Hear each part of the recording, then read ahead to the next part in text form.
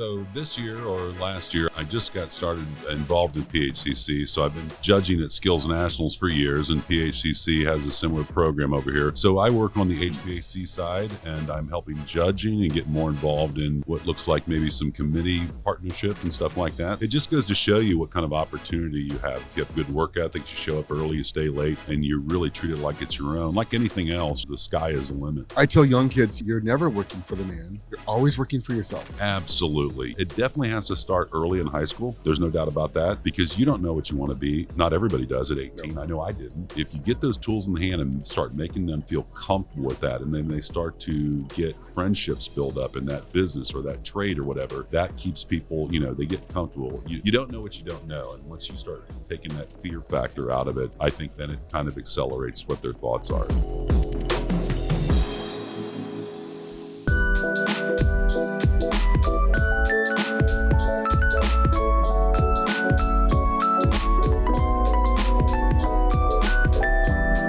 This year's Connect show, put on by PHCC, the Plumbing, Heating, and Cooling Contractors of America, was a total blast. We met and caught up with so many great people from our industry. What an honor to have some of them on Behind the Windshield with Dennis the Apprentice, where we learned a bit more about them, where they came from, how they got into our industry, and some of the innovative things they're doing to make our industry the place to be. One thing special about this show is that it hosts the PHCC National Apprentice Contest, so there were a lot of great apprentices in attendance. I wish you could have been there yourself, but maybe the next best thing is getting to know a bit more about our next guest.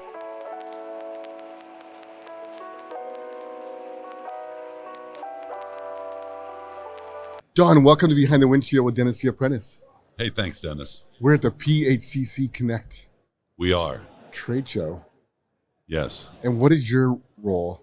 So this year or last year, I just got started involved in PHCC. So I've been judging at Skills Nationals for years, and PHCC has a similar program over here. So I work on the HVAC side, and I'm helping judging and get more involved in what looks like maybe some committee partnership and stuff like that. So yeah. Judging a national competition. Absolutely. Like, I don't think people understand that's possible. Like, high school kids are thinking that plumbing is just a job and that kind of thing. Yeah, no, I often tell people, because I teach a lot. I teach, like I told you before, I travel about 40 weeks a year, and I grew up in the trades. I spent about 24 years in the truck, and I started out with no experience, cleaning up job sites, carrying someone else's tools, and 31 years later, I'm here. So it's a great opportunity for anybody thinking about getting in any of the trades, plumbing, heating, electrical, or whatever that looks like to you. Right. Yeah. So you're traveling and teaching. Correct. Technical or? Yes, it's mostly technical. So I'm with a company called Chemours now, which used to be DuPont. In 2015, we spun off. So what used to be trademark names like Freon and those kind of things we own. So we're a refrigerant manufacturer. 14 months ago, I came from the Copeland compressor manufacturer, where I was a senior technical trainer also. And it's about the same schedule, about 40 weeks a year. I fly, I cover all of North America, talking with college students, vocational students. I train other trainers and, maintenance staff, whatever that looks like at colleges or military bases, it doesn't matter. Right. So you started in the truck in the field, ended up teaching and traveling America, teaching at all levels. Yes, absolutely. Yeah. It's, I never thought it was a good story until somebody pointed out to me about 5 years ago. What did you do? How did you do that? And it's like, I guess it really, when I looked at it, I thought, that is pretty amazing. But it just goes to show you what kind of opportunity you have. If you have good work ethic, you show up early, you stay late, and you really treat it like it's your own. Like anything else, you can really, the sky is the limit. Right. I tell young kids, you're never working for the man. You're always working for yourself. Absolutely. Yeah. Right? That is such a good phrase, because I never had such a feeling of freedom when I started in the trades. You're your own person, and once you get your own truck and you're out there, you're making your own decisions, and those things can transfer over to your own house too. I mean, there's a cost savings there. You start doing your own work around the home, fixing things like that. And so it's all I know is it's been very, very, very good to me and people that I've taught. My oldest son is actually a contractor because of me getting in the trade. So he's making a very good living right now. Awesome. What I've been telling these young kids is, first of all, you make good money. Then you know how to work on a house. You can buy a rental house and you can fix it up and you can start building a real estate portfolio. I have apprentices that have done that. Yeah. And before they're 30 years old, they've got 40 rental properties, and the sky's the limit. It's, And they make life look easy. yeah, I never thought about that, Dennis, until you just brought that up. But at one time prior to getting into the trades, I dreamed about flipping houses, and the holdback was I couldn't make any money if I paid everybody else to do everything. Right. And then when I got in the industry, my hands were full because you always have work. You never have to worry about being laid off. That's a fact. And people are always seeking you out. You know what I mean? So when young students especially, ask me like this program right here, what are we looking for? Well, obviously you need good pay, you need good benefits, but I always encourage them to look at the culture. And if someone invests in you, if a company invests in you on training and cares about you, that's someone you want to stick around with. That tells you a lot about them. Perfect. Yeah, I've been talking to kids. Like you can just go get I'll interview apprentices that have maybe been plumbing for 3 years and have no hours to show for it because they went to work for a company that maybe didn't have the license or whatever else. And so one thing I do is I try to educate apprentices on how your apprenticeship works in your state because they're different. But then go to work for a company that will actually look after that and then provides training. Yeah. No, you nailed it on the head. So here's a little bit more about my story. So I worked in an area, just like you said. I had all these years built up, but no building department. There was no codes, no international mechanical codes, UMC and RSE and all those things. Well, then I went just over the state line. I'm 7 minutes. I'm between Ohio and Indiana. Went over to Fort Wayne. I'm a licensed journeyman in that county. But what they did for me was similar to what you're saying is they took those years in consideration and bypassed me on this 4-year apprentice program.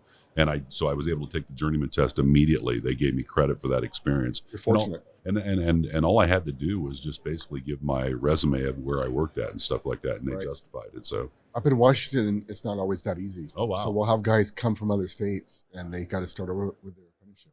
Oh, interesting. So, yeah. I interviewed one company, and they had 19 trucks, and no one had a license.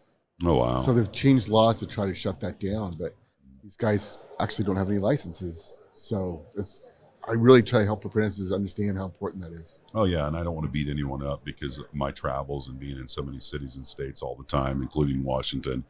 It depends when you're at, depending on whether there's codes and things like that where people are underneath the license or not. I've been kind of surprised a little bit for the fact that I've been under codes my whole life, that there's so many places out there that you would think would have a code that don't. So, whatever works for them. But now you're seeing this. Well, I'm here to talk about A2L refrigerants tomorrow. Yeah, and you're going to start. I think you're going to start seeing some more enforcement on that kind of thing. I believe.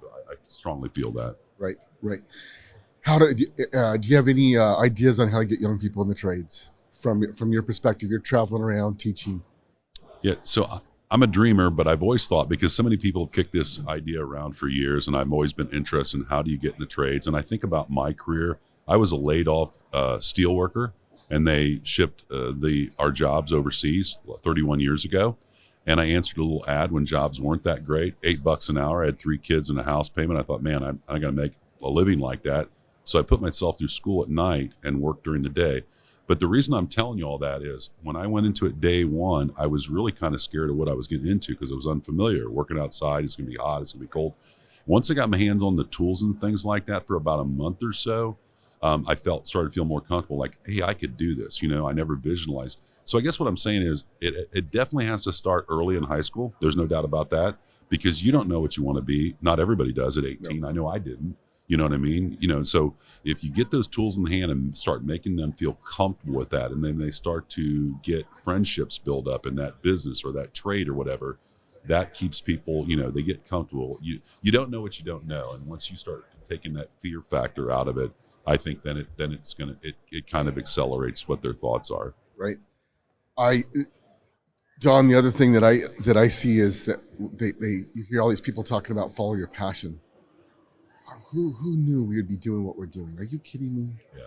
There was no way we could have said this at 18. Yeah. You have to get tools in your hand and get to work. Mm-hmm. And as you get to work and say yes and no to different opportunities, all of a sudden we discover that we're passionate about what we do.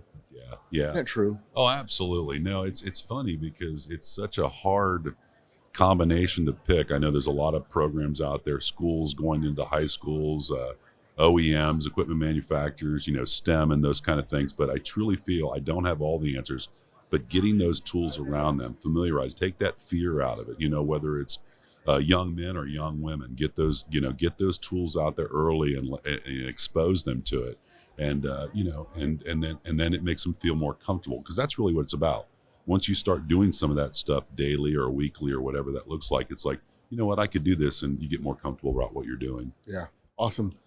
Well, Don, I'm glad you're passionate about what you do, and keep up the good work. Dennis, thanks for having me. Thank you. You're welcome.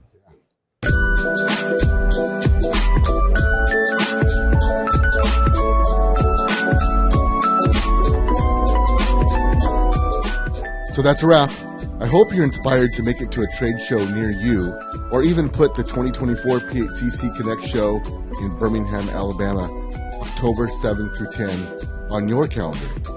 If you can't make it, but want to stay up to date on what's going on at the shows, like and subscribe, and I'll do my best to bring the shows to you.